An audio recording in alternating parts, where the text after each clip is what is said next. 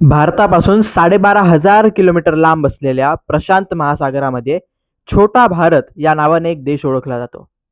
होय मित्रांनो, मी बोलतोय फिजी आयलँड्स या देशाबद्दल. तब्बल 300 पेक्षा जास्त बेटांचा समूह असलेला हा देश निसर्ग सौंदर्याने नटलेला आहे. निळसर पाणी, हिरवीगार जंगल आणि सगळ्यात स्वच्छ पाणी ही फिजी या देशाची ओळख आहे. फिजीच्या एकूण लोकसंख्येतून सरासरी 35% लोक हे भारतीय वंशाचे आहेत. ऐकायला नवल वाटेल, काही प्रमाणात इथे हिंदी सुद्धा बोलली जाते. दिवाळी साजरी केली जाते आणि आपली भारतीय संस्कृती आजही जपली जाते. पण हे कसं शक्य झालं?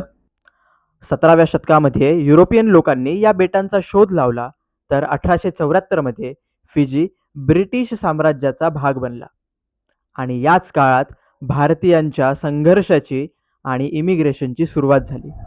फिजीचा इतिहास फक्त सौंदर्याचा नाही, तर तो संघर्षाचा, जिद्दीचा आणि मेहनतीचाही तेवढाच आहे.